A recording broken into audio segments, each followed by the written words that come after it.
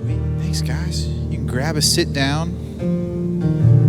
Kalina, you look confused. The chair is right there. Yep, there it is. Got it. Nailed it. Nailed it.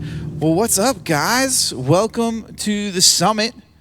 I know we got some new faces. We got some long-time faces that I haven't seen in eons. It just makes me excited for you guys to be here. And some people who come every week. I love it. I love to see all of you guys. So if you don't know, my name is Zach. I am the young adult pastor here at Park Valley. I also dabble with the online campus. So if you're ever watching the stream, sometimes I pop up on the stream. Sometimes I don't. We try to get a good rotation of people in there. But anyway, that's kind of what I do here.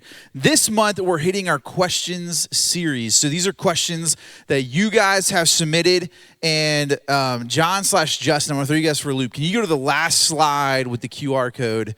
If you scan this QR code, it'll take you to a form where you can submit more questions.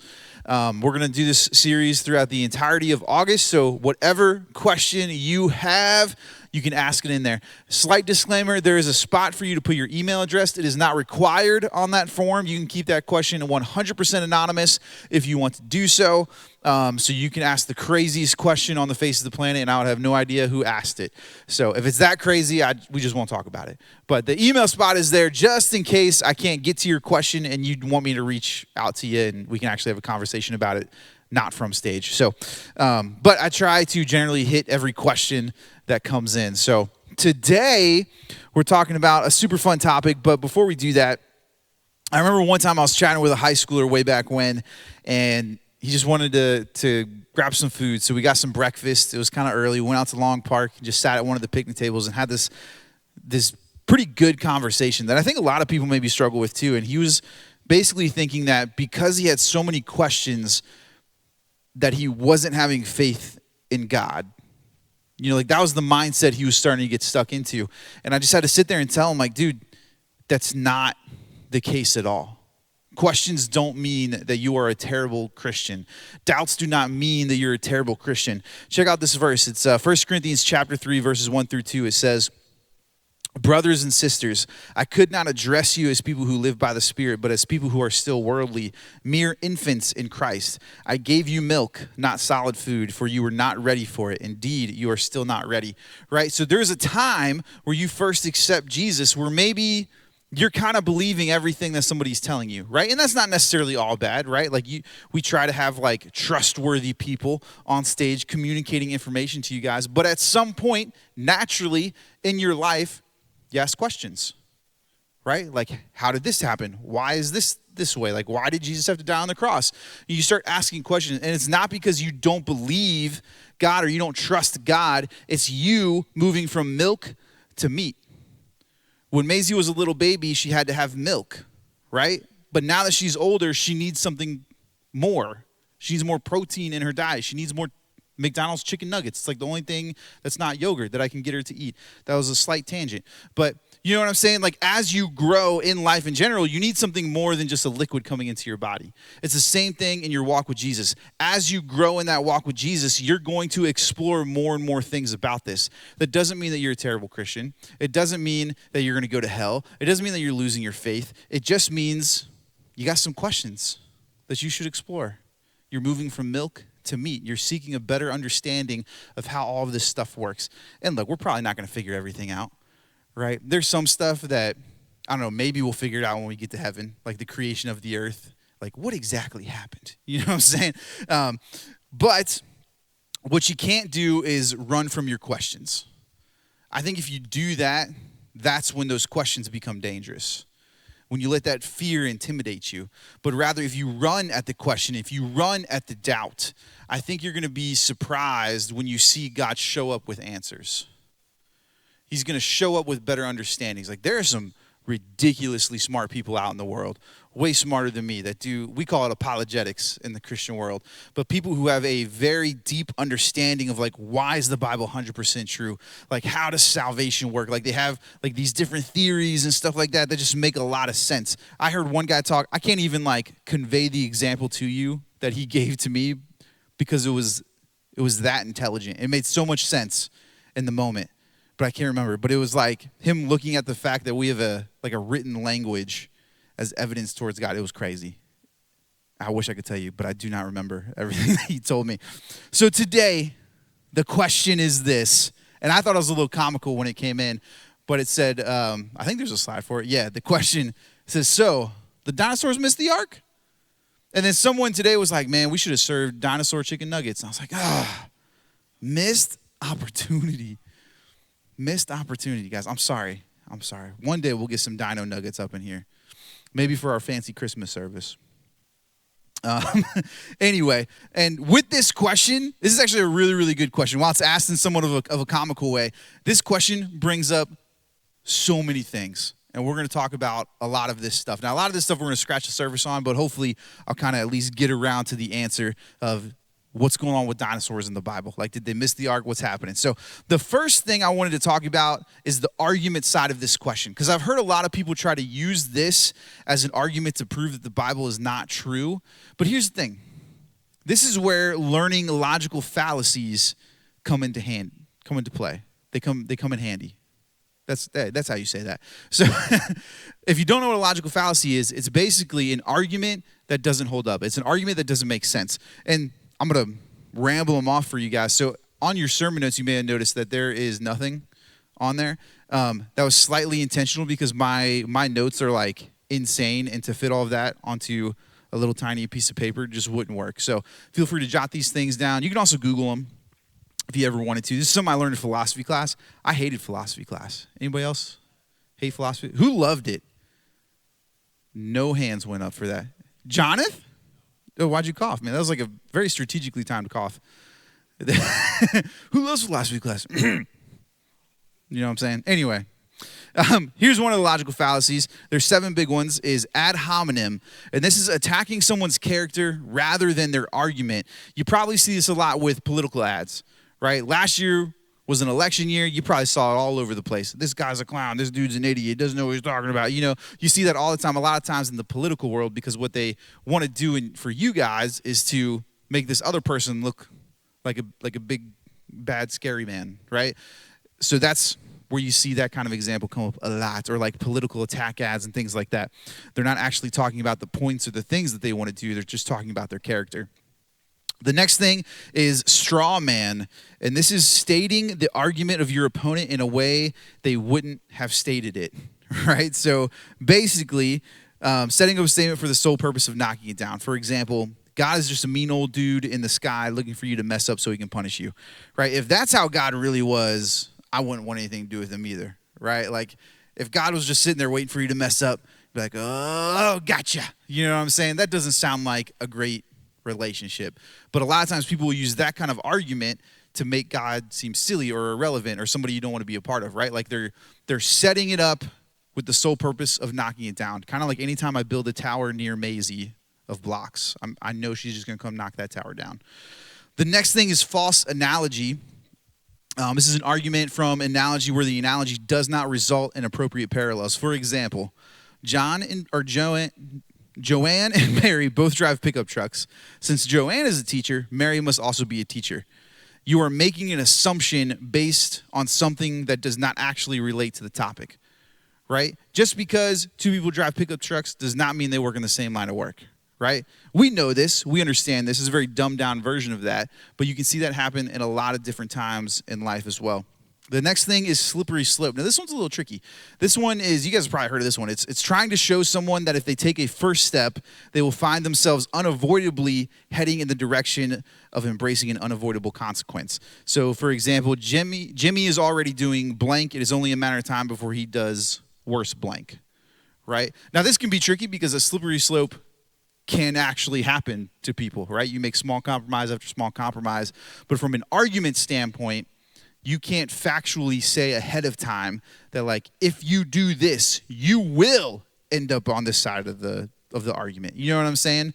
So it is something that happens to people, but from an argument standpoint, it doesn't really equate. The next thing is confusion equals cause. Instead of searching for a legitimate reason or cause of something, we quantify our confusion by placing a blanket statement, either giving credit to God or implicating him. So this is basically when someone is confused and just throws a blanket statement to try and make sense of it all, right? So I think a lot of times when it comes to like doubts or questions, maybe a blanket statement in the Christian world is like, man, I'm just really like questioning this thing, you know? And they'll be like, it's like, well, you just need to have more faith, right? That would be a logical fallacy in that sense. It's like, nah, I think you got to mix up. Like, I think we can explore this a little bit more with this person, you know? The next thing is argument from authority. So that's having no other evidence other than the person of authority has said so. For example, my mom told me so. You know, why does Santa Claus exist? My mom told me so. You know, and this isn't necessarily all bad. Like, your parents are trustworthy people, generally speaking. I know some of your guys' parents, and they are trustworthy people. So they could be very factual if your parents tell you to do something. But from an argument standpoint, you can't be like, well, why is the Bible true? Because my mom said so. You know, like, that's going to be a tough argument for someone else to hear and to actually believe you. The next thing is fallacy of false cause. This assumes a connection between two things based on temporal or accidental connections. For example, every time I wear these socks, the Nationals win. The Lord knows the Nationals not winning this season. We're going to go see them on the 16th, by the way. You guys should come. It's their faith night. It's going to be great. It doesn't matter what socks you wear. They're probably not going to play well. I think they just got beat like 14-3 or something like that. But we're going to go, and I'm going to eat a hot dog, and it's going to be great. So anyway, I didn't mean to throw an advertisement in the middle of that. That was a shameless plug. The next thing is argument by consensus. So majority of people agree on the topic. For example, everyone loves iPhones, so that means that the iPhone is the best phone, right? You may agree, poor argument, right? The last thing is false dilemma, and that is giving two extremes as the only alternatives to a position where there are multiple positions. For example, if you are a fan of the Washington Redskins, then you're a racist, right? Like, if you're like, hey, I want the name to come back, and then you're like, that probably means that you're a racist then. It's like, no, maybe they're just a fan of a football team, you know? So it's coming up with like these two wildly different ends of the spectrum, and there's no in-between ground, right? That's kind of what that one is. So what I find a lot with the dinosaur argument is that the Bible is being called inaccurate because it doesn't talk a lot about dinosaurs. So if it were me, I would chop this up into the fallacy of false cause, assuming something that is inaccurate altogether because it doesn't mention something. And there's a lot of things that the Bible doesn't mention. You know, North America, specific kinds of trees. Like, that doesn't make it false or untrue. Whenever I'm journaling, I'm not writing about my dog. Does that make my journal untrue because my dog isn't in the journal? You know, no, right? So it's not a good argument in any way, shape, or form. A lot of people will be like, well, if they're so large, like, it would be such a big factor, as if we're like living in the second Jurassic Park movie, right? Where like you're just living amongst, it's like the dinosaurs world and you're in it. That's not necessarily the case, right? And then even you look at that the word dinosaur wasn't even a thing until the 1800s. So our founding fathers didn't even know that dinosaurs were a thing. So if that's when the word itself was created, why in the world would like David write the word dinosaur? Like, it just wouldn't make any sense. The word wasn't around yet. It would have been called something different. So there's some other things to look at, the evolution side of things when it comes to dinosaur. And I think for some reason, a lot of people think that there is this war between Christianity and science. It's like, well, if you're a Christian, then you can't believe in science. It's like witchcraft or something like that. And it's like, no, because there's so much that falls within the umbrella of science, right? If you're coming out here and you're like, I don't believe in science because I'm a Christian, you're basically saying like, I don't believe in the periodic table. No, that doesn't make any sense. You know how much stuff falls under the category of science? A ridiculous amount of things, right? You are allowed to disagree with some theories out there. They are theories for a reason because they have not been proven. But to simply say that you disagree with science as a whole, which I've never heard anyone in this room say, but I've heard it amongst the world before. And I think another argument that a lot of Christians try to get into is like evolution versus Christianity or versus creationism. And even evolution, there is a big umbrella that covers a lot of topics. I think generally speaking, Christians disagree with macroevolution, but did you know that survival of the fittest would fall under the evolutionary umbrella, right? So as far as like a topic goes, there's a lot of like subtopics within that. Macroevolution would say that something like fish grew legs and then walked out of the water. It doesn't even make sense. If macroevolution was true, you would see a fossil that's kind of like the in-between stage, right? You would see a fish, you would see that same fish with legs, and then you would see whatever the third variation of it is. You don't really see that a whole ton. Another thing that I heard literally in one of my biology classes at Lord Fairfax, which is now Laurel Ridge Community College, but it was one of the things is like giraffes' necks, they grew their necks because their food was up higher. Like, it doesn't even make sense. Because your DNA, like if you stretch your neck, your DNA doesn't change as you stretch your neck. If you are born with 2 arms and you lose an arm at some point in your life, your DNA doesn't change to say that you have 1 arm.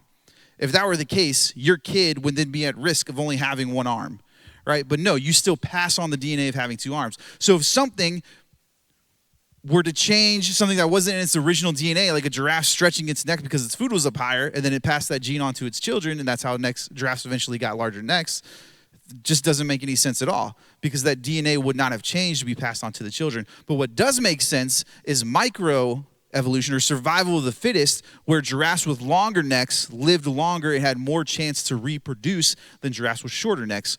A good example of this is also frogs. If you have green grass and you have brown frogs and green frogs, brown frogs would be more visible to predators, and they would have less of a chance to reproduce with that gene of being brown versus frogs that were green and less visible by predators. Does that make sense?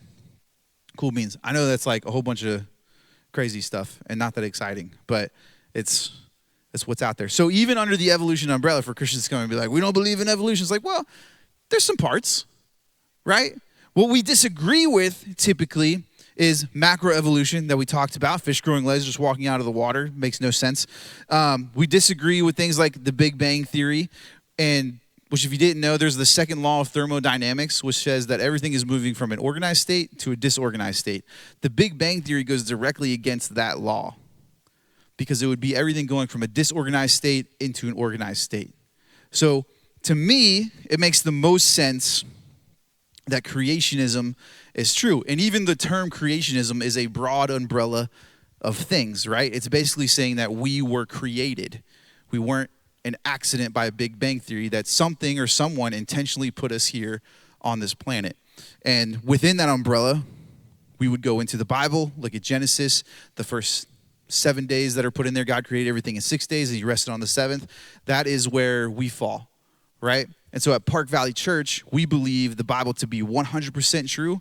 And because we believe the Bible to be 100% true, we believe that in Genesis, it is a literal 6 days, and then God rested on the 7th, that everything was created. Now, if everything is created within those first 6 days, that would mean that dinosaurs would have walked amongst humans, right?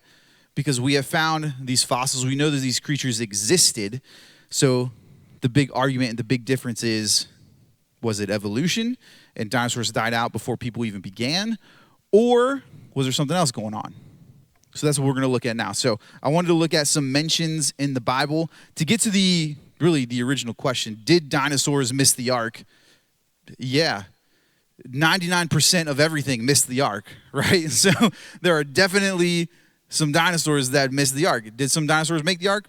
Probably. Was the ark large enough? I would argue to say yes, because one, the ark is stinking massive, right? I looked it up. I don't even remember the numbers. They were pretty high as far as feet goes. You can actually look it up in the Bible. They measure it all in cubits, but you can find a way to translate that to like feet and inches and all that stuff. But then on top of that, it's not even necessarily saying that a grown dinosaur would have been the dinosaur to get on the ark, right? Like it could have been a young dinosaur or like 1 year old or 2 years old or things like that, right? It doesn't necessarily have to be at its full grown state to have gotten onto the ark. But even after the flood, I'm sure that there are things that's like the atmosphere was probably wildly different. Was the earth colder after the flood? Obviously, we don't know these things, but you can look at different things like, you know, the further down in water you go, the colder and colder it gets. So water tends to block out a lot of light and a lot of heat that comes in. So as those waters receded, would that temperature still have been colder by the time you got back to the ground level? I mean, these are all things that I don't know because I'm not the smartest guy on the face of the planet.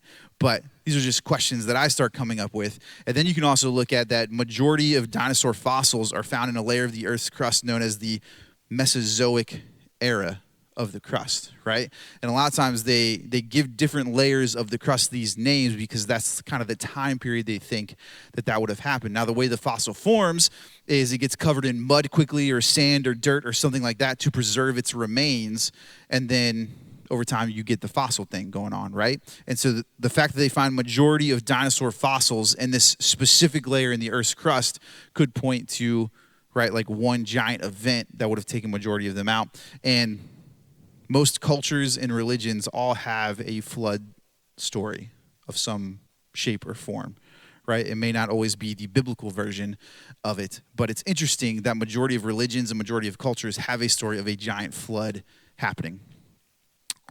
Whew, that's a whole lot of stuff, right? So there's also an interesting description in the Bible of a creature called the behemoth. And you can find it in Job. And when I was initially doing research on this thing, the way it was initially described was that a lot of people don't know if this creature that's called the behemoth is metaphorical or literal. But when I was reading through it, this was God describing something to Job to basically show how powerful God is. And he describes this massive creature. So let me just read it to you. It's Job chapter 40, verses 15 through 18. It says, "Behold, behemoth, which I made as well as you. He eats grass like an ox. Behold his strength in his waist, and his power in the muscles of his belly. He hangs his tail like a cedar. The tendons of his thighs are knit together. His bones are tubes of bronze. His limbs are like bars of iron." So I don't think that God would describe this to Job to basically show God's strength. And what he's saying is like, Job, you think you might be strong, you could walk up to this animal and it wouldn't even feel you. But he's like, I can come in and I can move this thing, right? So he's using it as an example, like look at this massive creature that I've created. I can control it and you can't. That's how strong I am, right? That is what God is essentially saying to Job. And I don't understand why God in that kind of context would be talking in a metaphorical sense. Just doesn't make sense. Right? It'd be like if I go to my wife and be like, I'm so strong, I can move the moon, right? At no point would I be doing that. You know what I'm saying? So like, why would God come in and give a metaphorical reference to explain how powerful he is? And if you look at the description, it could line up pretty well to some dinosaurs, right? Like these massive, massive creatures.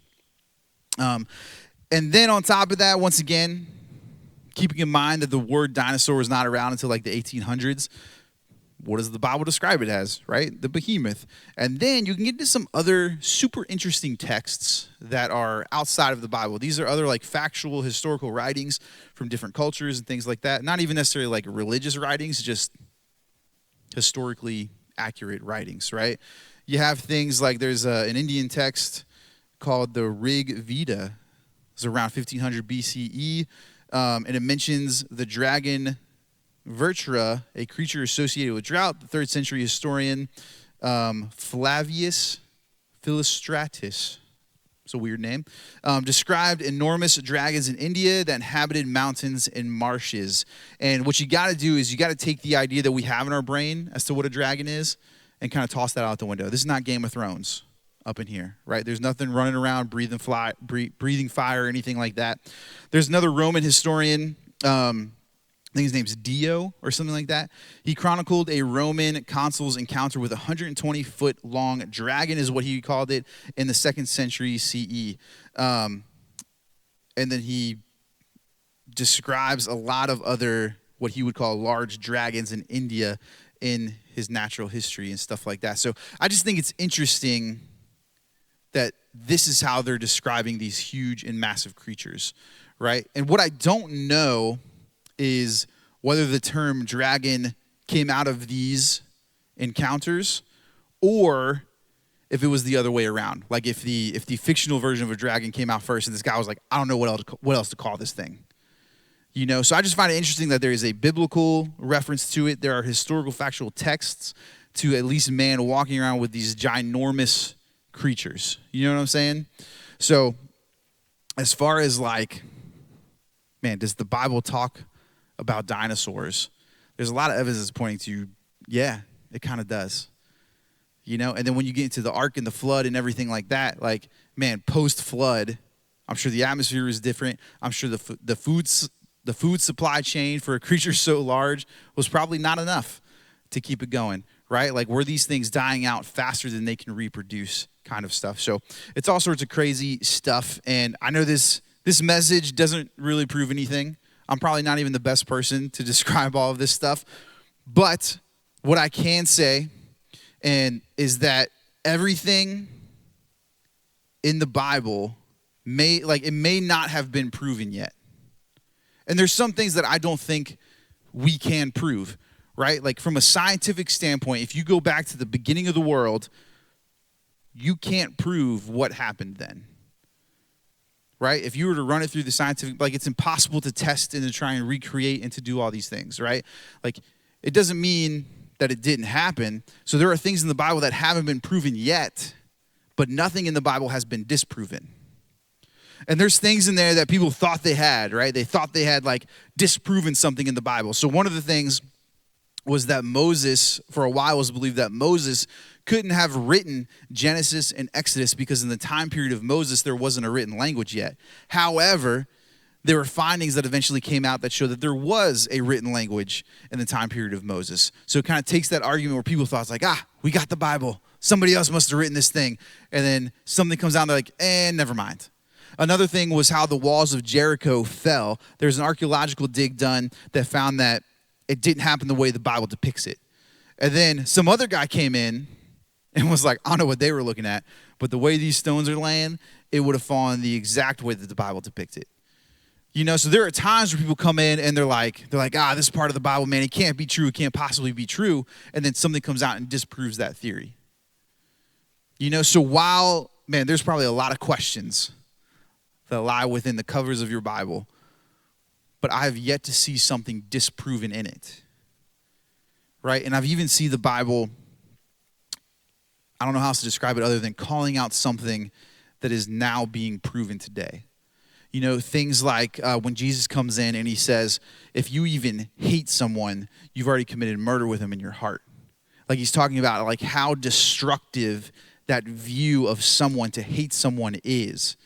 Right? And now science can kind of come in and back up what is happening in your brain when you're, like, hating people and you're talking bad about people, right? Like, it doesn't help you at all.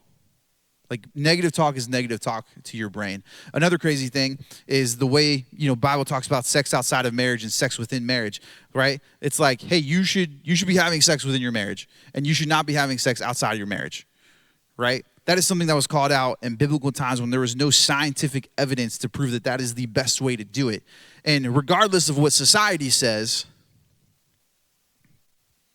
I think the science proves that that is the best way. Like, all the hormones that are released in your body during sex is literally designed to draw those two people closer and closer and closer together. So it only makes sense for a married couple to be the only two people doing that with each other, because it's only going to draw them closer and closer together and strengthen that relationship anymore. But that is something that was called out in the Bible long before anything could prove it, right? So it's all sorts of this crazy stuff. But I think sometimes we get a little bit confused and we'll be like, we need to have faith in God, that he's, like, real, and that Jesus did everything that he said he did. And I think we get that word, like, faith, kind of mixed up a little bit. So for me, it's not necessarily a faith that God exists or faith that Jesus is who he says he is. What I'm doing is I'm looking at all the findings and everything that the Bible says, mixed with, like, things like, if Jesus was just a normal man and he died, like, where are his bones? Why did all of his disciples get murdered and none of them broke if it was all a lie, right? Like, I'm looking at stuff like that and I'm like, I don't need to have faith that Jesus was real. Like, I know that Jesus is real. What I have faith in is the promises to come. What I have faith in is that he's going to show up for me every single time that this struggle comes into my life. Like, those are the things that I'm having faith in. My faith is not in the reality of the Bible. My faith in it is in what is to come, if that makes sense. So what we're doing is we're looking at this book, which is ridiculously reliable.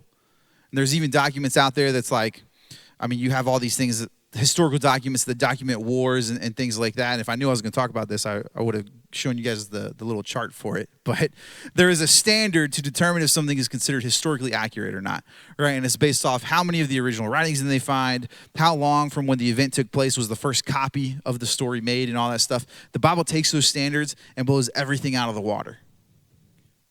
You know, like even down to like the writings of the New Testament. By the time the events took place to when it was written, it was ridiculously close together. There are texts that go into like your school's history books that are not near what the Bible is doing as far as like how many different artifacts can you find of like the original texts and stuff like that, like the Dead Sea Scrolls and stuff.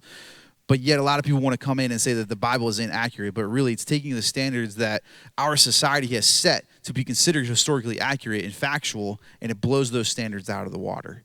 So that's the question for today. So once again, to put the QR code up on the screen, if you guys have questions, literally anything and everything, you can scan that QR code, drop a question in there, and we're going to be in here to talk about it. And I'm going to do my best.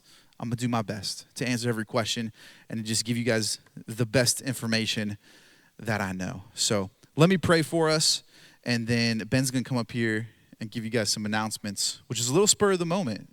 So I'm going to hang out here. I'm going to hang out up here, Ben, and make sure you do it right. Yeah. Mess the date up or something, Anyway, Father, thank you for today and just the opportunity we have to be here to do this, to talk about you. And God, I thank you for a group of people who are not afraid of questions and not afraid of doubts. And God, I pray that we can be a community that runs at those things together, that we figure those things out together, that maybe we don't have all the answers and we don't know everything, God, but we can work together to figure those things out. And Father, I pray that you just guide us through every single step and you help us move from milk to meat and just continue to pursue you together. And we pray for all this in your name. Amen.